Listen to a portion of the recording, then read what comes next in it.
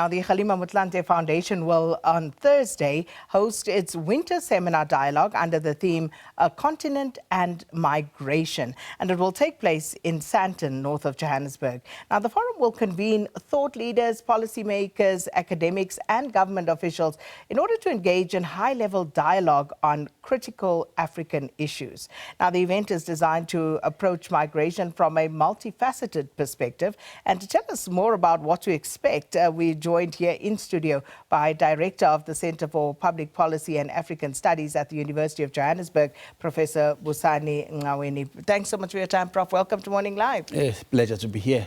An opportune time for all of those who will be present to have this particular discussion, given what we, especially in South Africa, are experiencing at the moment. And in the broader context of migration, you know, South Africa has now seemingly carved out, you know, a very niche position for itself in terms of the public response to the migration crisis, if you will, in South Africa. Yeah, so former President Motlanthe has convened this session taking place this Thursday. An interesting thing about it is got private sector leaders from across the continent. These are people who are invested across the borders in the continent, so they have a sense and a feel of what it means to hire labor and move them across the continent. There's also, you know, government officials, as we have already stated. There is a current and former ambassadors. There's people who are coming even from countries like Nigeria and Ghana, where we've seen some public reaction to what is going on. The significance of it is the following, that we are all complaining about porous borders, that's porous physical borders. But the point is, there are porous policy borders as well, in a sense that the policies of migration, even as the president has himself admitted, are porous because they are being abused.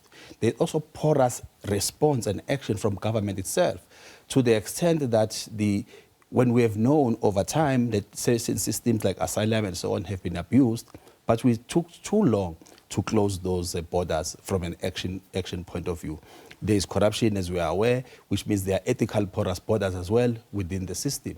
It is important that we must have people who find a middle ground between abahambe and abahlale, because both of them are two extremes, and there is truth in some of the things that they are saying, but we need people like what Motlanthe is convening on Thursday, who will find a middle ground and systematically respond to physical porous borders, to ethical porous borders because of the corruption that is there, but also to policy porous borders, because policy needs to be more responsive in dealing with the situation we have.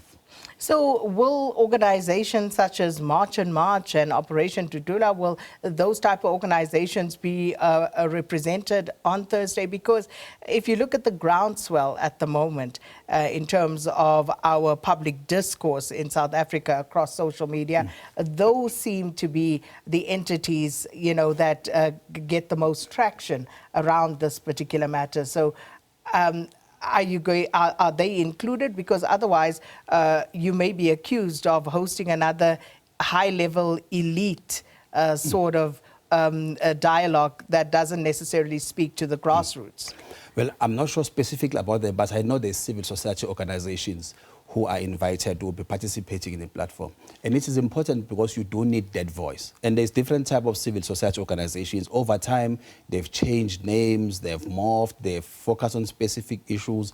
During the crisis of the food poisoning, there were certain civil society organizations that became, you know, involved during that period. So they will certainly be there as well, including the private sector, people, government, and so on, which is useful because you cannot deal with some of these porous policy borders without engaging with people who are experiencing the failure on the ground. I have a friend who has got a wife who teaches in Tembisa.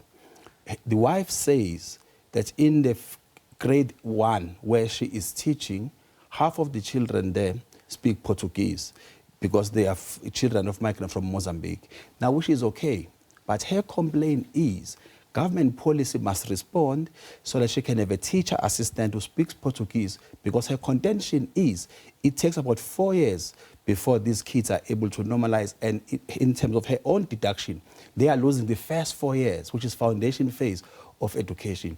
That too is a sign that when we talk about porous policy borders, we have to respond in a more systemic way, including what happens at a school level, because the children may be losing out because of the language issue and that the teacher is not prepared to deal with it, including the ability to plan. For example, in the government responses, there's something that is missing and nobody is challenging why it is missing. If they are undocumented foreign nationals, we have two options. It's either you do mass expulsion, it is not possible to do. Everyone will be happy, especially the March and them, 100,000 leave, but there may be another million that will remain. And then there are others who say abahlale. If bahlala, then what do you do, right? We remember that during COVID and during the energy crisis, government used smart policy instruments to respond to the crisis at hand without waiting to amend legislation in Parliament. So is there a possibility, and we'll explore this on Thursday, is there a possibility that there might be a mechanism that can be used to document the undocumented? That doesn't mean we're giving them citizenship, but by documenting them, you know who they are, you know where they are, we are able to plan even for service in a better way. You know that they can buy an electricity voucher, you know that they can do some basic transactions because they are in the Republic and need to be able to make some form of transaction. That is part of the policy porous border that needs to be explored. The question might be, so why not have the expulsion and have people come back through the correct means? Because as some would say, by doing what you've just suggested, that would suggest that government is capitulating to a situation that is, by and large, of their creation. That presupposes that we know how many people we are talking about here, which means that at the border gate, there will be someone who will be counting 1, 2, 3, up to 1 million, if it is 1 million. Will we then be satisfied if the million have left the country, and then you say they must come back? How do they come back? Including, by the way, the embassies. There are some amongst the foreign nationals who do not have basic documents because they left because of situations in their own countries. Embassies need to respond very proactively to support the citizens to have some form of ID. Because once they have some form of ID, that is a basic document, they will be able then to navigate the system. This state may have a special arrangement for people to have some form of ID because there are benefits, both from social security and otherwise, for everybody to be accounted within the system. When we have people who don't have any form of ID, it's becoming a problem. I don't think it's possible to say abaham and everybody leaves, or you say abahlale and then you do nothing about it. But these governments seem to have abdicated their responsibility, and it does seem to be South Africa's problem now. They are here, it is your problem. And we've seen how some of these governments have come forward and said, yes, we will step in, repatriate some of our citizens.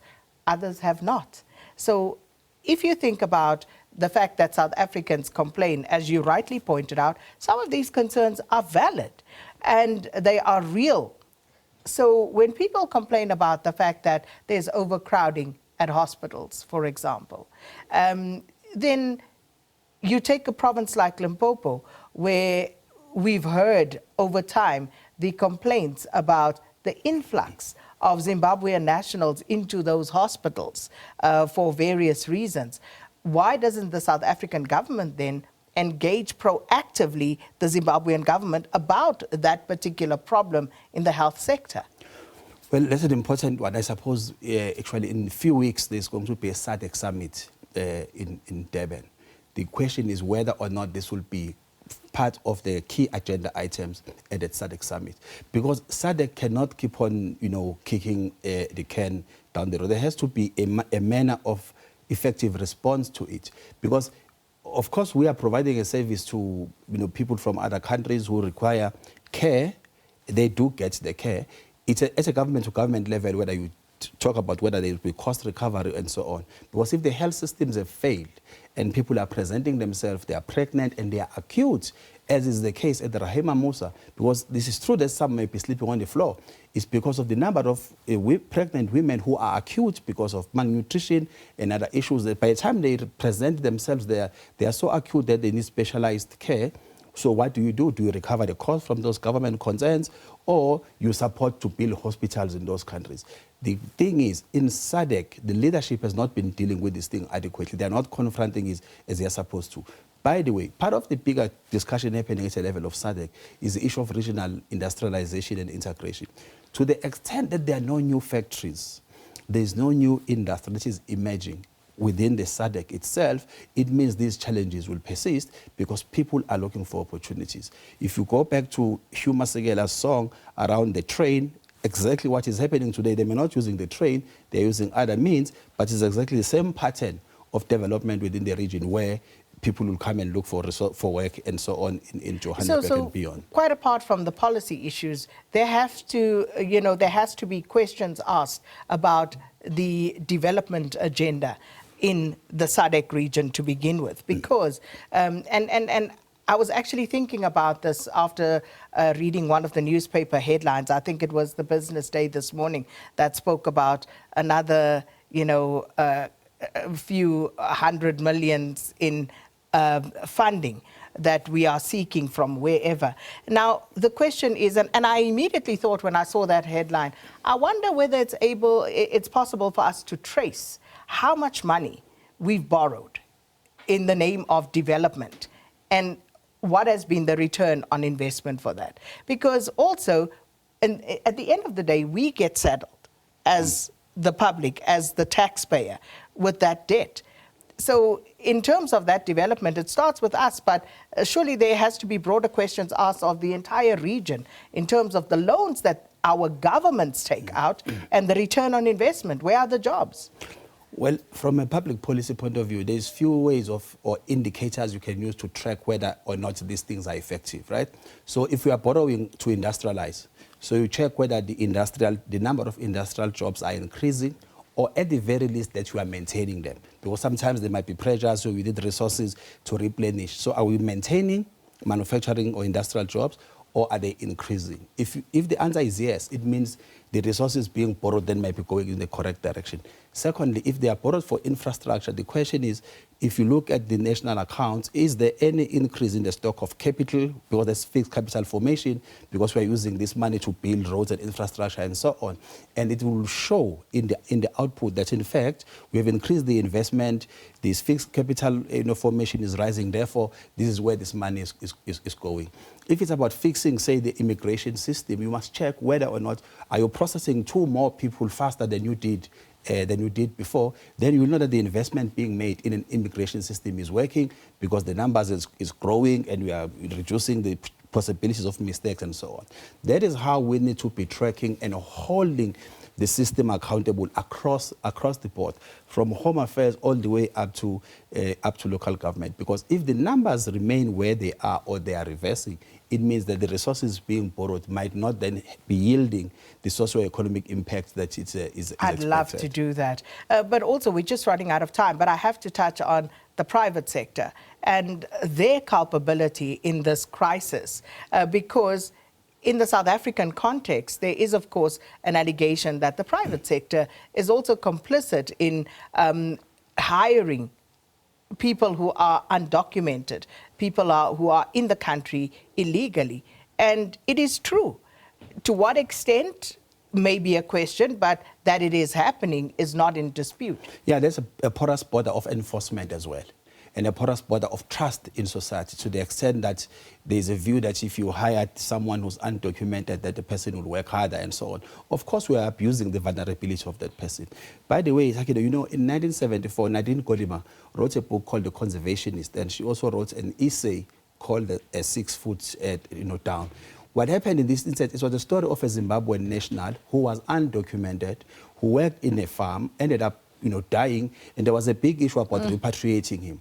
Exactly what she writes about in 1974 happens in Georgia quite a few years ago, and it's happening in many other construction sites because the private sector that is abusing these undocumented immigrants, and they end up in a situation where a person loses identity even at death because nobody knows who you are. You need to be repatriated home, and the only thing your family can take is a jacket that you use when we're doing labor. So private sector is complicit, and it also needs to be challenged. That is why they are participating in a session we're having on Thursday. Well, I tell you what, looking forward to it. And that, of course, was Professor Busani Ngcaweni, the Director of the Center for Public Policy and African Studies at the University of Johannesburg, speaking about the Kgalema Motlanthe Foundation's dialogue under the theme Continent and Migration, and that's taking place on Thursday.